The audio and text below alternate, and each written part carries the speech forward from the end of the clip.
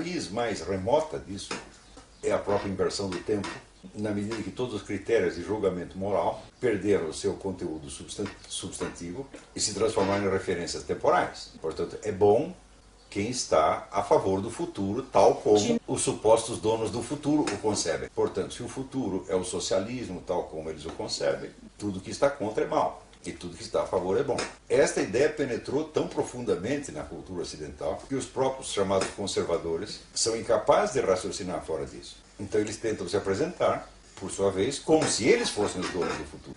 O que implica que eles têm que ser até mais socialistas do que os socialistas. E isso é um claro sinal de debilidade intelectual. Se você não tem a capacidade de você fazer a crítica profunda dos próprios fundamentos do vocabulário, você vai ter que ceder ao vocabulário do seu inimigo. Então você tentará parecer que você não é reacionário, que você é até mais progressista do que o seu adversário. E isso, evidentemente, desvia o foco da discussão. É uma estupidez imaginar que todas as questões referentes ao bem e ao mal podem ser equacionadas em termos de progresso e atraso, mesmo supondo-se que nós sabemos exatamente onde o progresso vai terminar. Então, essa rede de ilusões hipnóticas criada pelo vocabulário revolucionário é a primeira coisa que nós temos que jogar no lixo. É inútil tentar concorrer politicamente com essa gente se você já é escravo dela do ponto de vista mental e intelectual. Então, longe de tentar escapar desse tipo de julgamento, nós devemos mostrar o nosso desprezo por ele. A maneira de fazer isso é a mais simples. É simplesmente não aceitar a discussão nesses termos. Eu vou lhe dar um exemplo. Uma vez um indivíduo me chamou de fascista num debate. Eu respondi, fascista é sua mãe.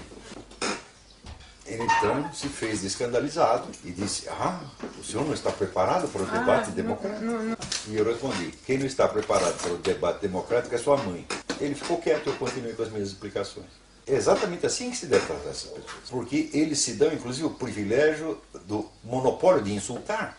Chamar as pessoas de fascista ou de nazista é um insulto monstruoso e eles o tornaram uma coisa habitual. Então, se o indivíduo se dá o direito de me chamar de fascista, ele me concede automaticamente o direito de xingar toda a sua família do que eu quiser. Porque se eu disser que a mãe dele é uma prostituta, isso é menos grave do que chamá-la de fascista. Então, ou seja, o recurso ao insulto nesses momentos repõe as coisas nos seus devidos lugares. Porque se você me chama de fascista ou nazista, você está me atribuindo crimes hediondos. Ao passo que a senhora, sua mãe, somente comerciava os seus próprios órgãos sexuais e não fazia mal a ninguém. Então, esta é uma das técnicas para você quebrar esse tipo de... claro que você pode também dar uma resposta mais intelectualizada, mas você não deve dar a essas pessoas. Você deve dar as explicações devidas a um público que as mereça. Por exemplo, nós podemos explicar que nenhum comunista tem o direito de chamar ninguém de nazista, porque o nazismo jamais teria chegado a ser um perigo para a humanidade se não fosse a ajuda e incentivo que recebeu da União Soviética. Há pelo menos 30 anos. A não ligar absolutamente para o que ignorantes pensam a meu respeito. Porque se eu sei do que estou falando, se eu estudei o assunto, por que eu tenho que ficar intimidado se um ignorante tem uma opinião negativa a meu respeito? Isso somente é a prova de que é um ignorante mesmo. Há muitos anos atrás eu coloquei para mim a seguinte pergunta. Quantas pessoas eu quero que gostem de mim? Por acaso eu preciso do amor da humanidade inteira? É claro que não.